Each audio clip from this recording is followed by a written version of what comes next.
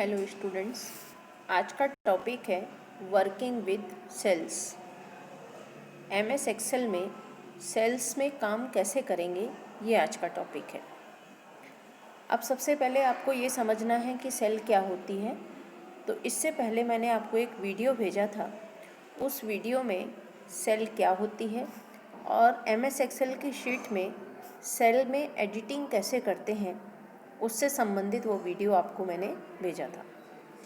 आज मैं आपको यहाँ बताना चाहूँगी इस डायग्राम की सहायता से कि ये देखिए एमएस एक्सेल का पेज है। ये कंप्यूटर की स्क्रीन में एमएस एक्सेल सॉफ्टवेयर ओपन किया हुआ है। ये उसकी जो पहला पेज है, पहला पेज क्योंकि रो और कॉलम में बटा हुआ है, तो जैसे एमएस वर्ड में पेज को हम पेज बोलते हैं, पेज ही बोलते हैं, और पूरी फाइल को डॉक्यूमेंट बोलते हैं, उसी प्रकार मैंने आपको पहले लेक्चर में बताया था कि एमएस एक्सेल एक स्प्रेडशीट सॉफ्टवेयर है, इसलिए इसके पेज को हम स्प्रेडशीट या वर्कशीट बोलते हैं, और वो जो पूरी फाइल है उसको वर्कबुक बोलते हैं। तो ये जो वर्कशीट है, इसमें ABCD ये जो दिख रहे हैं आपको, ये कॉलम्स हैं, और ये जो 1 2 3 4 नंबरिंग दिख रही है, ये रोज़ हैं, पंक्तियाँ।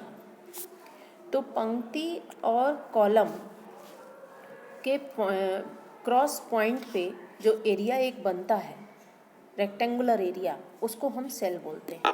जैसे आप यहाँ देख रहे हैं, एक ब्लैक बॉक्स में इंडिकेशन हो रहा है जिसके अंदर लिखा है डैशिंग। तो ये डैशिंग वाला जो एरिया ब्लैक बॉक्स में दिख रहा है, ये एक सेल है। हर एक सेल का एक एड्रेस होता है, ये भी मैं आपको पहले बता चुकी हूँ। जैसे ये B नंबर का कॉलम है, और इस B नंबर के कॉलम में ये सेकेंड नंबर की रो है, तो इसका एड्रेस क्या होगा, B2।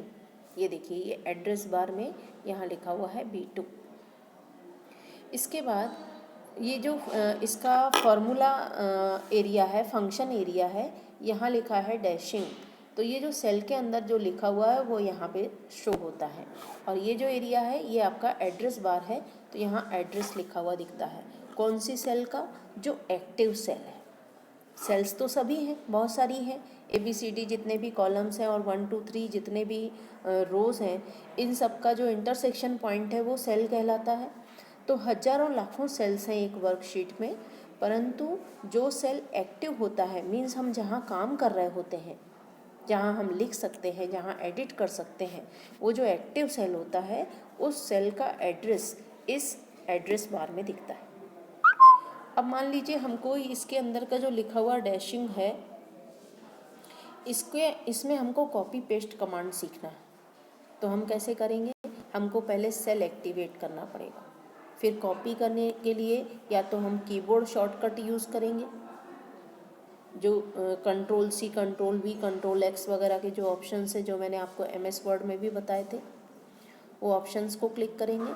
या फिर यहाँ ये देखिए, इसके होम मेन्यू में ये जो आपका क्लिपबोर्ड वाला जो टैब एरिया दिया हुआ है, यहाँ कट कॉपी पेस्ट के ऑप्शंस अवेलेबल हैं, इन ऑप्शंस को यूज़ करेंगे।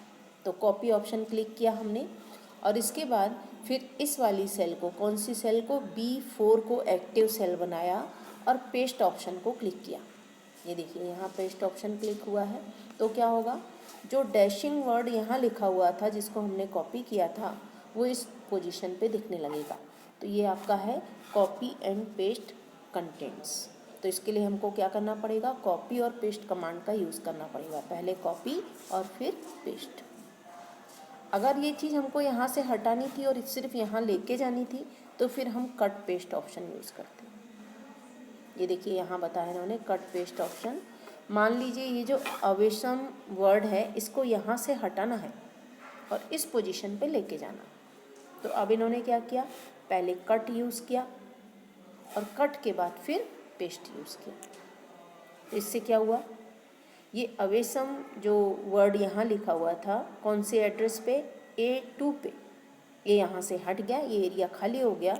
दूसरे डायग्राम में आप देख रहे हो कि ये एरिया यहाँ ये ब्लैंक हो गया, और इसके बाद हमने जहाँ उसको लेके जाना है, लिख देना है वापस, कौन सा सेल सेलेक्ट किया है, C4। वहाँ हमने जब पेस्ट यूज़ किया, ये देखिए पेस्ट ऑप्शन एक्टिवेट है, तो क्या हुआ, अवेशम यहाँ से हट के इस पोजीशन पे शिफ्ट हो गया। तो ये है कट एंड पेस्ट। ऑप्शन। तो इस प्रकार से हम कॉपी पेस्ट या कट पेस्ट का ऑप्शन चूज़ कर सकते हैं। अब मान लीजिए हमको सेल के अंदर वर्किंग सीख रहे हैं हम, और सेल के अंदर जो टेक्स्ट लिखी हुई है उसमें फॉर्मेटिंग अप्लाई करना, तो कैसे करेंगे? अब फॉर्मेटिंग का मतलब क्या है? या तो उसको बोल्ड करना है, इटैलिक करना है, अंडरलाइन करना है। तो ये काम कैसे करेंगे? तो इसके लिए भी हमारे होम मेन्यू में जो फॉर्मेटिंग ऑप्शंस दिए हुए हैं, होम मेन्यू में फॉर्मेटिंग ऑप्शंस, ये ऑप्शंस यहाँ आपको दिख रहे हैं, ये फॉर्मेटिंग ऑप्शंस, इन ऑप्शंस को यूज़ करके हम फॉर्मेटिंग अप्लाई कर सकते हैं। सबसे पहले हमको क्या करना पड़ेगा? जिस सेल के डेटा के ऊपर फॉर्मेटिंग अप्लाई करना है उस सेल को एक्टिवेट करेंगे, और इसके बाद फिर हम बोल्ड, इटैलिक, अंडरलाइन वगैरह जो ऑप्शंस हैं, font type, font size, font style वगैरह का यूज़ करके उस सेल के कंटेंट में फॉर्मेटिंग अप्लाई कर सकते हैं। यही सब यहाँ लिखा हुआ भी है इंग्लिश में कि क्या करना पड़ेगा। पहले सेल को क्लिक करेंगे, फिर फार्मूला बार, फॉर्मेटिंग बार में जाएंगे, और फॉर्मेटिंग बार में बोल्ड, इटैलिक, अंडरलाइन कमांड्स वगैरह को यूज़ करते हुए फॉन्ट टाइप, फॉन्ट साइज़ जैसी हमारी रिक्वायरमेंट है उस प्रकार की ऑप्शंस को चूज़ करते हुए हम उस सेल की फॉर्मेटिंग कर सकते हैं। तो ये आपका सेल की फॉर्मेटिंग वाला कंसेप्ट हुआ कि फॉर्मेटिंग कैसे करेंगे सेल की। ये देखिए इन्होंने एक एक करके बताया है। इसमें इन्होंने बोल्ड, इटैलिक का काम बताया है ये वाले डायग्राम में, कि सेल को एक्टिवेट किया, फिर हम अंडरलाइन करना चाह रहे हैं, ऑप्शन अंडरलाइन पे क्लिक किया तो इस तरीके से अंडरलाइन हो जाएंगी उसमें। और यदि हम उसके फ़ॉन्ट टाइप को चेंज करना चाह रहे हैं, ये देखिए यहाँ से इन्होंने फ़ॉन्ट का टाइप चेंज किया, अल्जेरियन फ़ॉन्ट टाइप में चेंज किया इसको। फिर इसके बाद यहाँ से ये फ़ॉन्ट का साइज़ चेंज करना बता रहे हैं कि टाइप के साइड में साइज़ का ऑप्शन है, ड्रॉप डाउन मेन्यू दिया हुआ है, उससे हमने 11 साइज़ चूज़ किया है। और फिर यहाँ से ये बता रहे हैं कि हम चाहते हैं कि उसमें बॉर्डर्स भी ड्रॉ हो जाएं, जो सेल्स हैं हमारे, उन सेल्स में हम बॉर्डर्स ड्रॉ करें, तो उसके लिए हम बॉर्डर ऑप्शन को चूज़ कर सकते हैं, टू ऐड अ बॉर्डर। तो इस प्रकार हम अपने सेल्स में एडिटिंग कर सकते हैं। Text colour, fill colour, cell के जो बैकग्राउंड एरिया है उसको यदि हम चाहें कि वो एक अलग से कलर से फिलअप हो जाए तो हम फिल कलर, और यदि लिखे हुए चीज़ को अलग अलग कलर में लिखना चाहते हैं, अभी तो आपकी ब्लैक एंड वाइट दिख रही है स्टार्टिंग में, तो अलग अलग कलर से दिखाने के लिए हम टेक्स्ट कलर का यूज़ कर सकते हैं। तो आप लिखने के लिए टेक्स्ट कलर चूज़ करेंगे और बैकग्राउंड को फिलअप करने के लिए फिल कलर चूज़ करेंगे। तो ये फॉर्मेटिंग के फीचर्स हैं आपके। फिर इसके बाद हम जो अगला टॉपिक पढ़ेंगे वो होगा आपका कि हम नए रो और कॉलम को अपनी MS एक्सेल के पेज में या शीट में कैसे इंसर्ट करेंगे, और उसके बाद का टॉपिक आएगा एक्सेल फंक्शंस का। तो आज के लिए इतना ही। Thank you so much students.